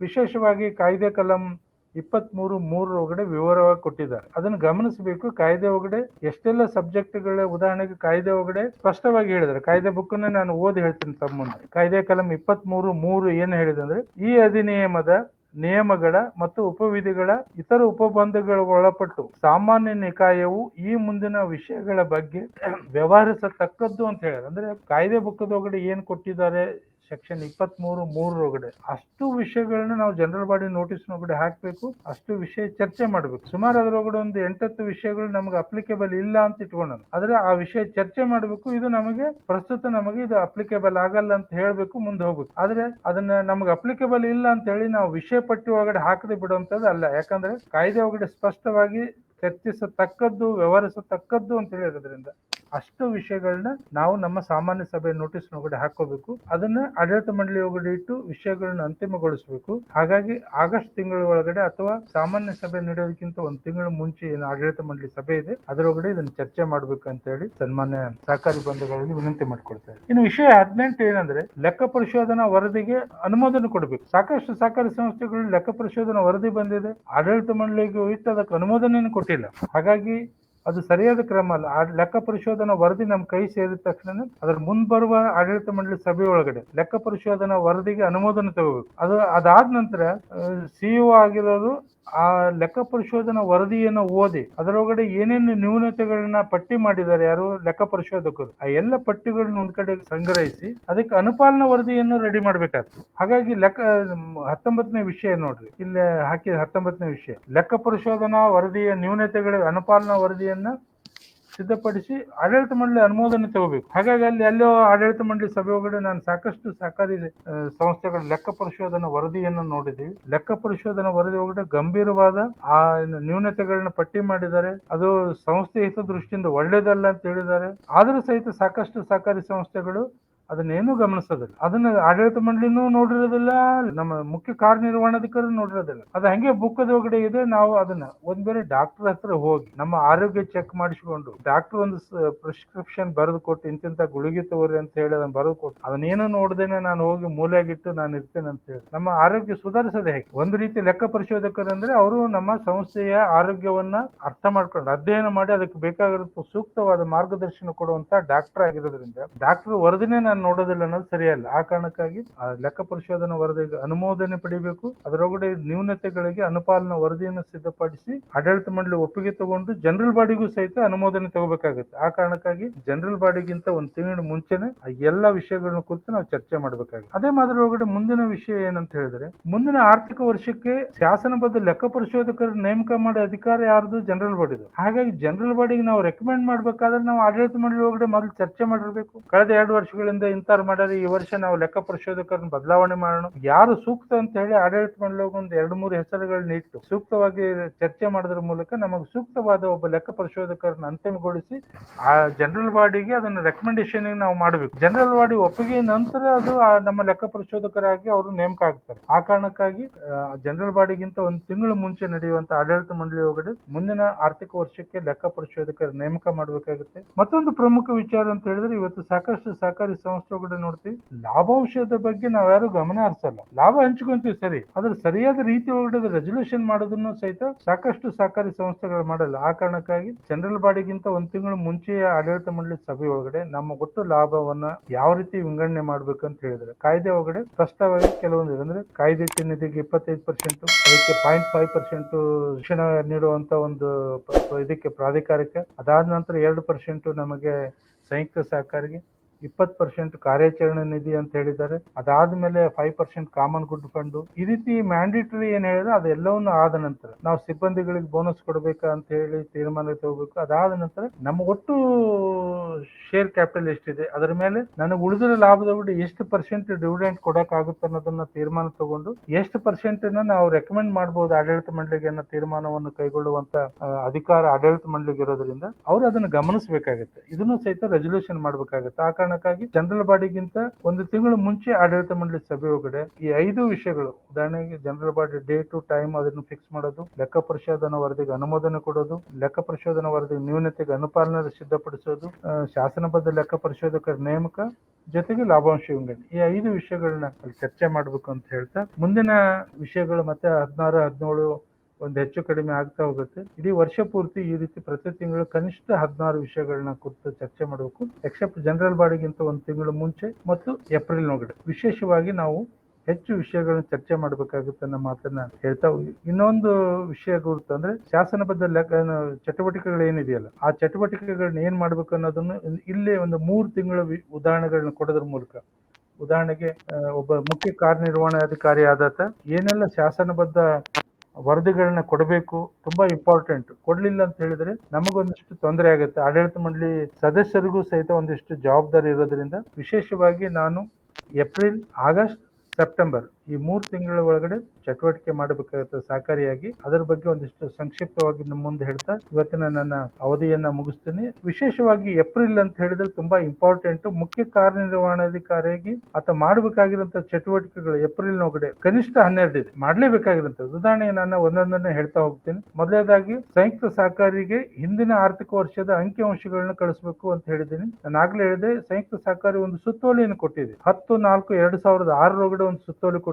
ವರ್ಷ ಮುಗಿದ 30 ದಿನದೊಳಗಡೆ ಅವ್ರೇನು ಆರ್ಥಿಕ ವಿವರಗಳನ್ನ ಕೇಳಿದ್ರೆ ಆ ಎಲ್ಲ ಆರ್ಥಿಕ ವಿವರಗಳನ್ನ ಆಡಳಿತ ಮಂಡಳಿ ಮುಂದೆ ಇಟ್ಟು ಅನುಮೋದನೆ ತಗೊಂಡು ಕೊಡಬೇಕಾಗಿರೋದ್ರಿಂದ ಏಪ್ರಿಲ್ 30 ಒಳಗಡೆ ಆ ವರದಿಯನ್ನ ಕೊಡ್ಲೇಬೇಕಾಗಿರೋದ್ರಿಂದ, ಯಾಕಂದ್ರೆ ಒಂದು ಸುತ್ತೋಲೆ ಹಾಕಿರೋದ್ರಿಂದ ಸುತ್ತೋಲೆನ ನಾವು ವೈಲೇಟ್ ಮಾಡಕ್ ಆಗಲ್ಲ. ಆ ಸುತ್ತೋಲೆ ಪ್ರಕಾರ ನಾವು ಕೊಡ್ಬೇಕಾಗಿರೋದ್ರಿಂದ ಮುಖ್ಯ ಕಾರ್ಯನಿರ್ವಹಣಾಧಿಕಾರಿ ಆದವ್ರು ಗಮನಿಸಬೇಕು. ಆರ್ಥಿಕ ವಿವರಗಳೇನಿದೆ, ಅಂಕಿಅಂಶಗಳಿದೆ, ಅದನ್ನೆಲ್ಲವನ್ನು ಸಿದ್ಧಪಡಿಸಿ ಆಡಳಿತ ಮಂಡಳಿ ಒಪ್ಪಿಗೆ ತಗೊಂಡು ಏಪ್ರಿಲ್ 30ನೇ ತಾರೀಕಿಗೆ ಸಂಯುಕ್ತ ಸಹಕಾರಿಗೆ ಕಳಿಸ್ಕೊಡುದು. ಅದೇ ಮಾದರಿ ಒಳಗಡೆ ನಾನಾಗ್ಲೇ ಹೇಳಿದೆ, ಮುಂದಿನ ವರ್ಷದ ವಾರ್ಷಿಕ ವರದಿ ಮತ್ತು ನಮ್ಮ ಗುರಿಗಳನ್ನ ನಾವು ನಿಗದಿಪಡಿಸ್ಬೇಕಂತ ಹೇಳಿದ್ವಿ. ಉದಾಹರಣೆಗೆ ಆ ರೀತಿ ಗುರಿ ನಿಗದಿಪಡಿಸೋದಕ್ಕೆ ಯಾರೋ ಒಬ್ರು ಕುಂತು ಮಾಡೋದಕ್ಕಾಗಲ್ಲ. ಉದಾಹರಣೆಗೆ ಶಾಖೆಗಳಿದಾವೆ ನಮ್ಮ ಹತ್ರ, ಎಲ್ಲ ಶಾಖೆಗಳ ವ್ಯವಸ್ಥಾಪಕರು ಮತ್ತು ಇಂಪಾರ್ಟೆಂಟ್ ಕಾಂಟ್ರಿಬ್ಯೂಟ್ ಮಾಡೋಂಥ ಸಿಬ್ಬಂದಿಗಳನ್ನೆಲ್ಲ ಸಭೆ ಸೇರಿಸಿ ಈ ವರ್ಷ ನಮ್ಮ ಅಂಕಿಅಂಶ ಏನಿದೆ, ನಮ್ಮ ಫಲಿತಾಂಶ ಏನಿದೆ, ಮಾರ್ಚ್ 31ನೇ ತಾರೀಕಿಗೆ ಏನೆಲ್ಲ ಫಲಿತಾಂಶ ಬಂದಿದೆ ಅದನ್ನ ಆಧಾರವಾಗಿ ಇಟ್ಕೊಂಡು ಮುಂದಿನ ವರ್ಷದ ನನ್ನ ಗುರಿ ಏನಿರ್ಬೇಕಂತ ಹೇಳಿ ಆ ಪಟ್ಟಿ ಮಾಡಿ ಆಡಳಿತ ಮಂಡಳಿ ಒಪ್ಪಿಗೆ ತಗೋಬೇಕಾಗಿರೋದ್ರಿಂದ ಈ ಕೆಲಸವನ್ನು ಸಹಿತ ಮುಖ್ಯ ಕಾರ್ಯನಿರ್ವಹಣಾಧಿಕಾರಿಗಳು 30ನೇ ತಾರೀಕಿನ ಒಳಗಡೆ ಮಾಡ್ಲೇಬೇಕಾಗಿರೋದ್ರಿಂದ ಅದನ್ನು ಸಹಿತ ನಾವು ಗಮನಿಸಬೇಕು. ಹಾಗೆ ನಾನು ಆಗ್ಲೇ ಹೇಳಿದೆ, ಬಜೆಟ್ ಅನ್ನು ರೆಡಿ ಮಾಡಬೇಕಾಗುತ್ತೆ. ಪ್ರಸಕ್ತ ಸಾಲಿನ ಬಜೆಟ್ ಆಗಿರ್ಬೋದು, ಮುಂದಿನ ವರ್ಷದ ಬಜೆಟ್ ಏಪ್ರಿಲ್ ಒಳಗಡೆ ನಾನು ಸಿದ್ಧಪಡಿಸಬೇಕಂತ ಹೇಳಿ ಆಗ್ಲೇ ಇದೆ. ಅದನ್ನು ಸಹಿತ ಸಿದ್ಧಪಡಿಸುವಂತ ಜವಾಬ್ದಾರಿ ಯಾರ್ದಿದೆ, ಮುಖ್ಯ ಕಾರ್ಯನಿರ್ವಹಣಾಧಿಕಾರಿ. ಆತ ಸಿದ್ಧಪಡಿಸಿ ಆಡಳಿತ ಮಂಡಳಿ ಒಪ್ಪಿಗೆ ತಗೊಂಡು ಅದನ್ನ ಏಪ್ರಿಲ್ ಒಳಗಡೆ ಮಾಡ್ಬೇಕಾಗಿರೋದ್ರಿಂದ ಆ ಕೆಲಸ ಮಾಡಬೇಕು. ಹಾಗೆ ಕಾಯ್ದೆ ಒಳಗಡೆ ವರ್ಷ ಮುಗಿದ 30 ದಿನದ ಒಳಗಡೆ ಅರ್ಹ ಮತದಾರರ ಪಟ್ಟಿಯನ್ನ ಕೊಡಬೇಕು ಅಂತ ಹೇಳಿದ್ರೆ ಅದನ್ನು ಸಹಿತ ಸಿದ್ಧಪಡಿಸಬೇಕು. ಸಿದ್ಧಪಡಿಸಿ ಆಡಳಿತ ಮಂಡಳಿ ಒಪ್ಪಿಗೆ ತಗೊಂಡು ಅದನ್ನು ಸಿದ್ಧಪಡಿಸಿ ಇಡಬೇಕು. ಅಷ್ಟೇ ಸಾಕಾಗಲ್ಲ, ಬರೀ ಅದನ್ನ ಅರ್ಹ ಮತದಾರರ ಪಟ್ಟಿ ಆದ್ರೆ ಆಗಲ್ಲ. ಅರ್ಹ ಮತದಾರರು ಯಾವ್ಯಾವ ಸೇವೆಗಳನ್ನ ಬಳಸ್ಕೊಂಡಾರ ಸೇವಾವಾರು ಸಹಿತ ಅವ್ರ ಪಟ್ಟಿ ಇರ್ಬೇಕು. ಉದಾಹರಣೆಗೆ ವಿಶ್ವನಾಥ್ ಹಿರೇಮಠ ಅಂತ ಹೇಳಿದ್ರೆ ನಾನು ನನ್ನ ಕಾಯ್ದೆ ಒಳಗಡೆ ಅಂದ್ರೆ ನಮ್ಮ ಉಪವಿಧಿ ಇರುವಂತ ಕನಿಷ್ಠ ವ್ಯವಹಾರದೊಳಗಡೆ ಠೇವಣಿ ಮಾಡಿ ಅರ್ಹತೆ ಪಡೆದಾರೆ, ಉಳಿತಾಯ ಖಾತೆ ಮಾಡಿ ಅರ್ಹತೆ ಪಡೆದಾರೆ, ಅಥವಾ ಕರೆಂಟ್ ಅಕೌಂಟ್ ಇಟ್ಕೊಂಡು ಅರ್ಹತೆ ಪಡೆದಾರೆ, ಈ ರೀತಿ ಎಷ್ಟು ಸೇವೆಗಳನ್ನ ಹೇಳಿ ಯಾವ ಸೇವೆಗಳನ್ನ ಬಳಸ್ಕೊಂಡಿದ್ದಾರೆ ಅನ್ನೋದನ್ನು ಸಹಿತ ಸೇವಾವಾರು ವಿವರಗಳನ್ನು ಸಹಿತ ರೆಡಿ ಮಾಡಿ ಇಟ್ಕೋಬೇಕು ಮುಖ್ಯ ಕಾರ್ಯನಿರ್ವಹಣಾಧಿಕಾರಿ. ಅದನ್ನು ಸಹಿತ ಏಪ್ರಿಲ್ 30ನೇ ತಾರೀಕಿನ ಒಳಗಡೆನೆ ಮಾಡ್ಕೋಬೇಕಾಗಿರೋದು, ಅದನ್ನು ಸಹಿತ ಗಮನಿಸಬೇಕು. ಇನ್ನು ಕರಡು ವಾರ್ಷಿಕ ವರದಿ ಮತ್ತು ಹಣಕಾಸು ವಿವರಗಳು ನಾನು ಆಗ್ಲೇ ಹೇಳಿದೆ, ಇದನ್ನು ಸಹಿತ ಸಂಯುಕ್ತ ಸಹಕಾರಿಯವರು ಕೇಳ್ತಾರೆ. ಬರೀ ಅಲ್ಲಿ ಅಂಕಿಅಂಶ ಹೇಳಿದ್ವಿ, ಇಲ್ಲಿ ಕರಡು ವಾರ್ಷಿಕ ವರದಿನೂ ಸಹಿತ ಅವ್ರು ಕೇಳ್ತಾರೆ. ಅದನ್ನು ಸಹಿತ ಸಿದ್ಧಪಡಿಸಬೇಕು ಏಪ್ರಿಲ್ 30 ಒಳಗಡೆ. ಇನ್ನು ಲೆಕ್ಕ ಪರಿಶೋಧನೆಗಾಗಿ ಆಗಲೇ ನಾನು ಹೇಳಿದೆ, ಲೆಕ್ಕ ಪರಿಶೋಧನೆಗಾಗಿ ಕರಡು ಲೆಕ್ಕ ಪತ್ರಗಳನ್ನ ರೆಡಿ ಮಾಡಬೇಕು. ಅದ ನಾನು ಆಡಿಟ್ ಪೂರ್ವ ಲಾಭಹಾನಿ ಪತ್ರಿಕೆ ಆಗಿರ್ಬೋದು, ಅಡಾವ ಪತ್ರಿಕೆ ಆಗಿರ್ಬೋದು, ಅಥವಾ ಬೇರೆ ಬೇರೆ ಶೆಡ್ಯೂಲ್ಗಳನ್ನೆಲ್ಲ ಸಿದ್ಧಪಡಿಸಿ ಇಡಬೇಕು. ಕಾಯ್ದೆ ಕಲಂ 31F ಮತ್ತು 33(7) ಒಳಗಡೆ ಸ್ಪಷ್ಟವಾಗಿ ಹೇಳಿದ್ರೆ ವರ್ಷ ಮುಗಿದ 30 ಒಳಗಡೆ ಅದೆಲ್ಲವನ್ನು ಸಿದ್ಧಪಡಿಸಿ ನಾವು ಕೊಡಬೇಕಾಗಿರೋದ್ರಿಂದ ಮುಖ್ಯ ಕಾರ್ಯನಿರ್ವಹಣಾಧಿಕಾರಿಗಳು ಏಪ್ರಿಲ್ ಒಳಗಡೆ ವಿಶೇಷವಾಗಿ ಶ್ರಮ ಹಾಕಿ ತನ್ನೆಲ್ಲ ಸಿಬ್ಬಂದಿಗಳನ್ನು ಬಳಸಿಕೊಳ್ಳೋದ್ರ ಮೂಲಕ ನಾನು ಈ ತಿಂಗಳು ಮಾಡಲೇಬೇಕಾಗಿರುವಂತ ಚಟುವಟಿಕೆಯನ್ನ ಮಾಡಬೇಕು ಅಂತ ಹೇಳ್ತಾ, ವಿಶೇಷವಾಗಿ ಆಗ್ಲೇ ನಾನು ಹೇಳಿದ್ದೀನಿ, TDS ಇರ್ಬೋದು, ವೃತ್ತಿ ತೆರಿಗೆ ಇರ್ಬೋದು, GST ಇರ್ಬೋದು, GST 3B ಇರ್ಬೋದು, ಅಥವಾ ಭವಿಷ್ಯ ನಿಧಿ, ಇನ್ನು ಯಾವ್ದೋ ಒಂದಿಷ್ಟು ಮ್ಯಾಂಡೇಟರಿ ಇದೆ. ಇದೆಲ್ಲವನ್ನು ಸಹಿತ ಇಷ್ಟು ಚಟುವಟಿಕೆಯನ್ನ ಏಪ್ರಿಲ್ ಒಳಗಡೆ ಮುಖ್ಯ ಕಾರ್ಯನಿರ್ವಹಣಾಧಿಕಾರಿ ಆದವರು ಮಾಡ್ಲೇಬೇಕಾಗುತ್ತೆ. ಅದು ಬಿಟ್ರೆ ಮೇದೊಳಗಡೆ ಕನಿಷ್ಠ ಒಂದು 5 ಚಟುವಟಿಕೆ ಇದೆ, ಜೂನ್ ಒಳಗಡೆ ಒಂದು 5-6 ಇದೆ. ಜೂನ್ ಒಳಗಡೆ ಅದೇ ಯಾರೆಲ್ಲ ಇನ್ಕಮ್ ಟ್ಯಾಕ್ಸ್ ಕಟ್ತೀವಿ ಅಡ್ವಾನ್ಸ್ ಟ್ಯಾಕ್ಸ್ ಅನ್ನು ಕಟ್ಟಬೇಕಾಗುತ್ತೆ. ಜುಲೈದ ಒಳಗಡೆನೂ ಸಹಿತ ಮಿನಿಮಮ್ ಸಂಗತಿಗಳಿದೆ. ನಾನು ಆಗ್ಲೇ ಹೇಳಿದಂಗೆ ಆಗಸ್ಟ್ ಒಳಗಡೆ ವಿಶೇಷವಾಗಿ ನನಗೆ ಒಂದಿಷ್ಟು ಚಟುವಟಿಕೆಗಳು ಜಾಸ್ತಿ ಆಗುತ್ತೆ. ಉದಾಹರಣೆಗೆ ನಾನು ಆಗ್ಲೇ ಹೇಳ್ದಂಗೆ ಸೆಪ್ಟೆಂಬರ್ ಒಳಗಡೆ ನಮಗೆ ಜನರಲ್ ಬಾಡಿ ಅಂತ ಹೇಳಿ ನಾವು ಭಾವಿಸೋದಾದ್ರೆ ಅದಕ್ಕೆ ಒಂದು ತಿಂಗಳ ಮುಂಚೆ ನಾವೊಂದಿಷ್ಟು ಚಟುವಟಿಕೆಗಳನ್ನ ಮಾಡಬೇಕಾಗುತ್ತೆ. ಅದು ತಿಂಗಳ ಮುಂಚೆ ಇರ್ಬೋದು, 20 ದಿನ ಮುಂಚೆ ಇರ್ಬೋದು, 15 ದಿನ ಮುಂಚೆ. ಅದು ಏನಂತ ನೋಡೋಣ. ಉದಾಹರಣೆಗೆ ನಾನು ಆಗ್ಲೇ ಹೇಳ್ದಂಗೆ 1 ರಿಂದ 5 ಏನಿದೆಲ್ಲ TDS, ವೃತ್ತಿ ತೆರಿಗೆ ಅದೆಲ್ಲ ಕಾಮನ್ ಇದ್ರು ಸಹಿತ ವಿಷಯ 6 ಇಲ್ಲಿ ಗಮನಿಸ. ಸ್ಥಳೀಯವಾಗಿ ಹೆಚ್ಚು ಪ್ರಚಲಿತದಲ್ಲಿರುವ ವೃತ್ತಪತ್ರಿಕೆಯಲ್ಲಿ ಸಾಮಾನ್ಯ ಸಭೆಯ ನೋಟಿಸ್ ಅನ್ನು ಸಂಕ್ಷಿಪ್ತವಾಗಿ ಪ್ರಕಟಿಸಬೇಕು. ಅಂದ್ರೆ ಏಪ್ರಿಲ್ 20ನೇ ತಾರೀಕು ಅಥವಾ ಏಪ್ರಿಲ್ 25ನೇ ತಾರೀಕು ಲಾಸ್ಟ್ ಡೇಟ್ ನಮ್ಗೆ ಜನರಲ್ ಬಾಡಿ ಮಾಡಕ್ಕೆ. ಹಾಗಾಗಿ ಇದು ಯಾವ್ದು ಸೆಪ್ಟೆಂಬರ್ ಯಾವ್ದೋ ಒಂದು 10ನೇ ತಾರೀಕು ಇಟ್ಕೊಂಡಿದೀವಿ, ಸೆಪ್ಟೆಂಬರ್ 15ಕ್ಕೆ ಇಟ್ಕೊಂಡಿವಿ ನಮ್ಮ ಜನರಲ್ ಬಾಡಿ ಅಂತ ಹೇಳಿದ್ರೆ ಅದಕ್ಕೆ ಸುಮಾರು ಒಂದು 20 ದಿನಗಳ ಮುಂಚೆ ಉಪವಿಧಿಗಳ ತಿದ್ದುಪಡಿ ಇತ್ತು ಅಂತ ಹೇಳಿದ್ರೆ 20 ದಿನಗಳ ಮುಂಚೆನೆ ನಾವು ನೋಟಿಸ್, ಅದು 20 ಸ್ಪಷ್ಟ ದಿನಗಳ ಅಂತ ಹೇಳಿವಿ. 20 ಸ್ಪಷ್ಟ ದಿನಗಳು ಅಂತ ಹೇಳಿದ್ರೆ ನೋಟಿಸ್ ಕೊಟ್ಟ ದಿನ ಮತ್ತು ಜನರಲ್ ಬಾಡಿ ದಿನ ಎರಡನ್ನು ಹೊರತುಪಡಿಸಿ ಅಂದ್ರೆ ಕನಿಷ್ಠ 22 ರಿಂದ 23 ದಿನ ಮುಂಚೆನೆ ನಾವು ನೋಟಿಸ್ ಕಳಿಸ್ಬೇಕಾಗತ್ತೆ. ಆ ಕಾರಣಕ್ಕಾಗಿ ನಾವು ನೋಟಿಸ್ ಅಷ್ಟೇ ಅಲ್ಲದೇನೆ ಒಂದು ಸ್ಥಳೀಯವಾಗಿ ನಮಗೆ ಅಂದ್ರೆ ಪ್ರಸಾರದೊಳಗಡೆ ಇರುವಂತ ಒಂದು ಪತ್ರಿಕೆಯನ್ನು ಆಯ್ಕೆ ಮಾಡಿಕೊಂಡು ನಮ್ಮ ಸಾಮಾನ್ಯ ಸಭೆಯ ಸಂಕ್ಷಿಪ್ತ ಜಾಹೀರಾತನ್ನು ಕೊಡ್ಬೇಕು. ಇಂಥ ತಾರೀಕಿಗೆ ಇಂಥ ಸಮಯದೊಳಗಡೆ ಇಂಥ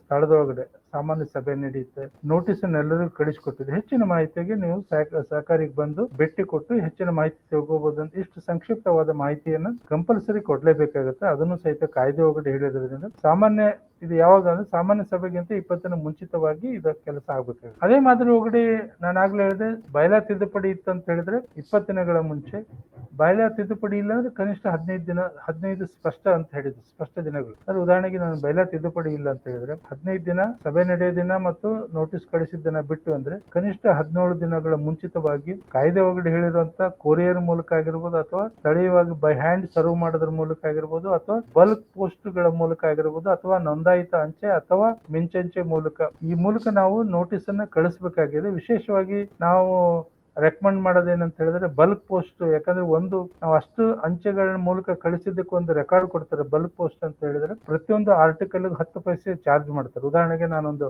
500 ನೋಟಿಸ್ಗಳನ್ನ ಪೋಸ್ಟ್ ಮಾಡೀನಿ ಅಂತ ಹೇಳಿ ಅಂಚೆ ಇಲಾಖೆಗೆ ಹೋಗಿ ಅಷ್ಟು 500 ಆರ್ಟಿಕಲ್ ಅವ್ರಿಗೆ ಹ್ಯಾಂಡ್ ಓವರ್ ಮಾಡಿ 10 ಪೈಸೆ ಅಂದ್ರೆ ಸುಮಾರು ಒಂದು 50 ರೂಪಾಯಿ ಚಾರ್ಜ್ ಮಾಡ್ತಾರೆ. ಇವರು ಇಂಥ ಸಂಸ್ಥೆಯರು 500 ಅಂಚೆಗಳನ್ನ ಬಲ್ಕ್ ಪೋಸ್ಟ್ ಮೂಲಕ ಮಾಡ್ಯಾರ ಅಂತ ಹೇಳಿ ಒಂದು ಸರ್ಟಿಫಿಕೇಟ್ ಇದ್ದಂಗೆ ಅದು ಅಷ್ಟು ಚಾರ್ಜ್ ಒಂದು ರಸೀದಿ ಕೊಡ್ತಾರೆ. ರಸೀದಿ ಇಟ್ಕೊಂಡ್ರೆ ಸಹಕಾರಿ ಸಂಸ್ಥೆಯರು 500 ಸದಸ್ಯರಿಗೆ ತನ್ನ ಸಾಮಾನ್ಯ ಸಭೆ ನೋಟಿಸ್ ಕಳಿಸ್ತಾರೆ ಅಂತ ಹೇಳಿ ದಾಖಲೆ ಉಳಿಯುತ್ತೆ. ಆ ಕಾರಣಕ್ಕಾಗಿ ಇದನ್ನ ಜನರಲ್ ಬಾಡಿಗಿಂತ ಮುಂಚೆ ನಾವು ಸ್ಥಳೀಯವಾಗಿ ಪತ್ರಿಕೆಗೆ ಅಡ್ವರ್ಟೈಸ್ಮೆಂಟ್ ಕೊಡಬೇಕು, ಪೋಸ್ಟ್ ಮಾಡಿದ್ದಕ್ಕೆ ದಾಖಲೆಗಳನ್ನ ಇಟ್ಟುಕೋಬೇಕು. ಇದು ಎರಡು ಅಲ್ಲದೇ ಲೆಕ್ಕ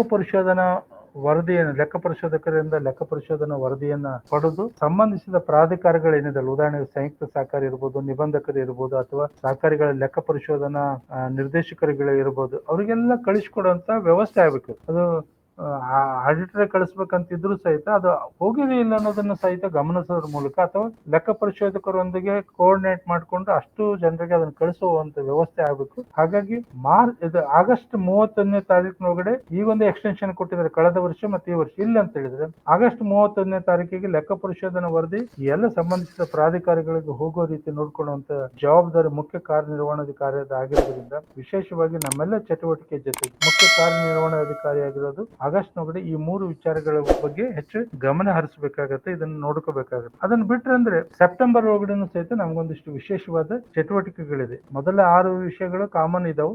ಇಲ್ಲಿ 7ನೇ ವಿಷಯ ನೋಡೋಣ. ಸಾಮಾನ್ಯ ಸಭೆಯಲ್ಲಿ ಮುಂದಿನ ಸಾಲಿಗೆ ನೇಮಕವಾದ ಶಾಸನಬದ್ಧ ಲೆಕ್ಕ ಪರಿಶೋಧಕರಿಗೆ ಅಂದ್ರೆ ನಾವು ಸಾಮಾನ್ಯ ಸಭೆ ಒಳಗಡೆ ಏನು ಲೆಕ್ಕ ಪರಿಶೋಧಕರನ್ನು ನೇಮಕ ಮಾಡ್ಕೊಳ್ತೀವಿ, ನೇಮಕ ಮಾಡಿದ ಅಂದ್ರೆ ಅಥವಾ ಸಾಮಾನ್ಯ ಸಭೆ ನಡೆದ 7 ದಿನದೊಳಗಡೆ ಯಾರು ಲೆಕ್ಕ ಪರಿಶೋಧಕರಿದ್ದಾರೆ ಆ ಲೆಕ್ಕ ಪರಿಶೋಧಕರಿಗಾಗಿರ್ಬೋದು ಅಥವಾ ಲೆಕ್ಕ ಪರಿಶೋಧನಾ ನಿರ್ದೇಶಕರಿಗಾಗಿರ್ಬೋದು, ಸಂಯುಕ್ತ ಸಹಕಾರಿಗೆ ಮತ್ತು ನಿಬಂಧಕರಿಗೆ ಅವ್ರಿಗೆಲ್ಲರಿಗೂ ಸಹಿತ ಇಂಥವ್ರು ನೇಮಕ ಆಗಿದ್ದಾರೆ ಅಂತ ಹೇಳಿ ನಿಯಮದೊಳಗಡೆ ನಿಯಮ 8B8 ಒಳಗಡೆ ಸ್ಪಷ್ಟವಾಗಿ ಹೇಳಿದ್ರೆ ಲೆಕ್ಕ ಪರಿಶೋಧಕರಿಗೆ ಹೋಗ್ಬೇಕು, ನೀವು ಮುಂದಿನ ಸಾಲಿಗೆ ನಮ್ಮ ಲೆಕ್ಕ ಪರಿಶೋಧನೆ ಮಾಡೋದಕ್ಕೆ ಇಂಥ ದಿನ ನಡೆದ ಆಡಳಿತ ಮಂಡಳಿ ಸಭೆ ಒಳಗಡೆ ಅದನ್ನ ನಿಮ್ಮನ್ನ ನಿರ್ಣಯ ಕೈಗೊಂಡಿವಿ, ಅದಕ್ಕೆ ನೀವು ನಿಮ್ಮನ್ನ ನೇಮಕ ಮಾಡ್ಕೊಂಡಿದೀವಿ ಅಂತ ಹೇಳಿ ಅವ್ರಿಗೆ ಕಳಿಸ್ಕೊಡ್ಬೇಕು. ಅದೇ ಮಾದರಿ ಒಳಗಡೆ ಲೆಕ್ಕ ಪರಿಶೋಧನಾ ನಿರ್ದೇಶಕರಿಗೆ ಸಂಯುಕ್ತ ಸಹಕಾರಿಗೂ ಸಹಿತ ಮುಂದಿನ ವರ್ಷಕ್ಕೆ ಇಂಥವ್ರನ್ನ ನಾವು ಲೆಕ್ಕ ಪರಿಶೋಧಕರಾಗಿ ನೇಮಕ ಮಾಡ್ಕೊಂಡಿದೀವಿ ಅನ್ನೋ ವಿವರಗಳನ್ನು ಸಹಿತ ನಾವು ಕಳಿಸ್ಕೊಡ್ಬೇಕಾಗತ್ತೆ.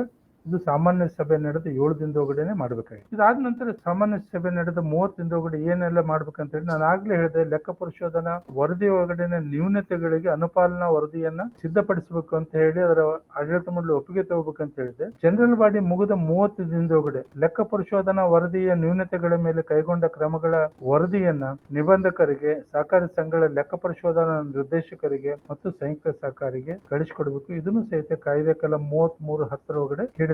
ಇದೆಲ್ಲ ಕಾಯ್ದೆ ಒಳಗಡೆ ಹೇಳಿರೋದ್ರಿಂದ ನಾವು ಮಾಡ್ಲೇಬೇಕಾಗಿದೆ. ಇನ್ನು ಸಾಮಾನ್ಯ ಸಭೆ ನಡೆದ 30 ದಿನದೊಳಗಡೆ ಮತ್ತೊಂದು ಚಟುವಟಿಕೆ ಇದೆ. ಸಹಕಾರಿ ಶಿಕ್ಷಣ ನಿಧಿಯನ್ನು ಸಂಯುಕ್ತ ಸಹಕಾರಿಗೆ ಸಲ್ಲಿಸೋದು ನಿಯಮ 10A ಒಳಗಡೆ ಹೇಳಿದ್ದಾರೆ. ನಿಯಮ 10A ಒಳಗಡೆ ಏನ್ ಹೇಳಿದ್ರೆ ಸಾಮಾನ್ಯ ಸಭೆ ನಡೆದ 30 ದಿನಗಳ ಒಳಗಡೆ ಶಿಕ್ಷಣ ನಿಧಿ ಏನ್ ಬಂದ್ರೆ ನಮ್ಮ ಬಂದ ಲಾಭಾಂಶವನ್ನ ನಾವು ವಿಂಗಡಣೆ ಮಾಡಿದಾಗ ಅಥವಾ ಪ್ರಾಫಿಟ್ ಅಲೋಕೇಶನ್ ಮಾಡಿದೊಳಗಡೆ ನಾವೇನ್ ಅದನ್ನ 2% ಶಿಕ್ಷಣ ನಿಧಿ ತೆಗೆದಿಟ್ಟಿದೀವಿ, ಅದನ್ನು ಜನರಲ್ ಬಾಡಿ ಆದ 30 ದಿನದೊಳಗಡೆ ಕಳಿಸಿಕೊಡುವಂತ ವ್ಯವಸ್ಥೆ ಆಗ್ಬೇಕು. ಅದು ಆಗಿದೆ ಇಲ್ಲ ಅನ್ನೋದನ್ನ ನೋಡ್ಕೊಳ್ಳೋ ಜವಾಬ್ದಾರಿ ಆಡಳಿತ ಮಂಡಳಿದಾಗಿರೋದ್ರಿಂದ ಮುಖ್ಯ ಕಾರ್ಯನಿರ್ವಹಣಾಧಿಕಾರಿ ಆ ಚಟುವಟಿಕೆ ಮಾಡಿದನ ಇಲ್ಲ ಅಂತ ತಿಳ್ಕೊಳ್ಬೇಕು ಸೆಪ್ಟೆಂಬರ್ ಒಳಗಡೆ. ಅದೇ ಮಾದರಿ ಒಳಗಡೆ ಸೆಪ್ಟೆಂಬರ್ 30 ಒಳಗಡೆನೆ ಕಾಯ್ದೆ ಕಲಂ 34 ಅನ್ವಯ ಸಂಯುಕ್ತ ಸಹಕಾರಿಗೆ ಮತ್ತು ನಿಬಂಧಕರಿಗೆ ಒಂದಿಷ್ಟು ಮಾಹಿತಿ ಕೊಡಬೇಕಾಗಿದೆ. ಕಾಯ್ದೆ ಕಲಂ 34 ಒಳಗಡೆ ಏನೆಲ್ಲ ಮಾಹಿತಿ ಕೊಡ್ಬೇಕನ್ನೋದನ್ನ ಪಟ್ಟಿ ಮಾಡಿದ್ದಾರೆ. ಆ ಪಟ್ಟಿಯ ಒಳಗಡೆ ಇರುವಂತ ಅಷ್ಟು ಮಾಹಿತಿಗಳನ್ನ ಸಂಯುಕ್ತ ಸಹಕಾರಿ ಮತ್ತು ನಿಬಂಧಕರಿಗೆ ಸೆಪ್ಟೆಂಬರ್ 30 ತಾರೀಕಿನೊಳಗಡೆನೆ ಕಳಿಸ್ಬೇಕಾಗಿರೋದ್ರಿಂದ ಇದು ಸಹಿತ ಮ್ಯಾಂಡೇಟರಿ. ನಾನು ಆಗ್ಲೇ ಹೇಳಿದೆ ಕೆಲವೊಂದಿಷ್ಟು ಕಾಯ್ದೆ ಒಳಗಡೆ ಹೇಳಿದರೆ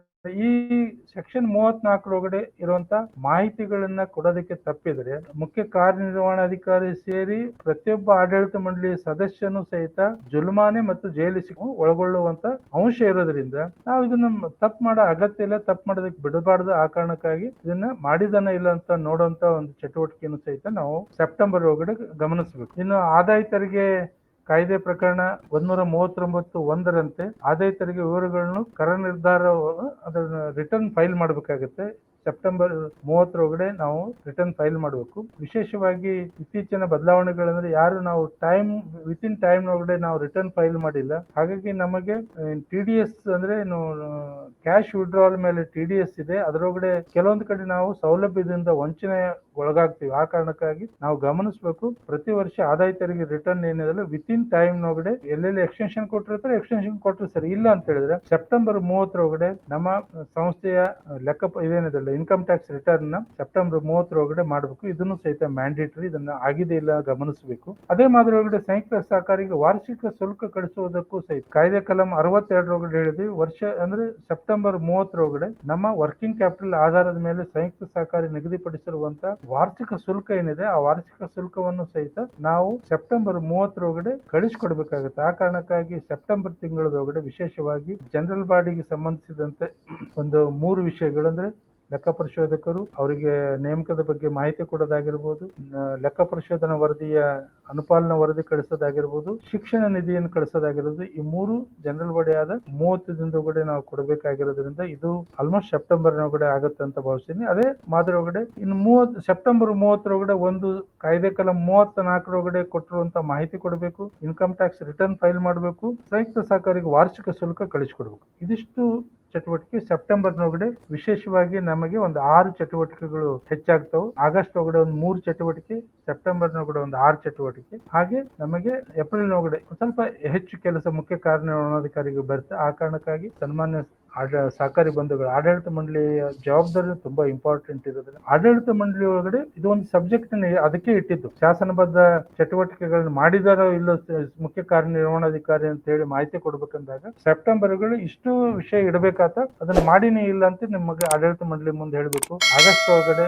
ಮಾರ್ಚ್, ಏಪ್ರಿಲ್ ಈ 3 ತಿಂಗಳು ತುಂಬಾ ವಿಶೇಷವಾಗಿರೋದ್ರಿಂದ ಅದನ್ನು ಗಮನಿಸಬೇಕಂತ ಹೇಳಿ ಈ ಸಂದರ್ಭದೊಳಗಡೆ ವಿಶೇಷವಾಗಿ ತಮ್ಮ ಹತ್ರ ವಿನಂತಿ ಮಾಡಿಕೊಳ್ತಾ, ಇಷ್ಟು ವಿಷಯವನ್ನ ಕುರಿತು ನಾನು ಈಗಾಗಲೇ ತಮ್ಮ ಮುಂದೆ ವಿಷಯವನ್ನ ಪ್ರಸ್ತಾಪ ಮಾಡ್ಕೊಂಡಿದ್ದೀನಿ. ಇವತ್ತಿನ ನನ್ನ ಅವಧಿಯನ್ನ ಮುಗಿಸ್ತೀನಿ.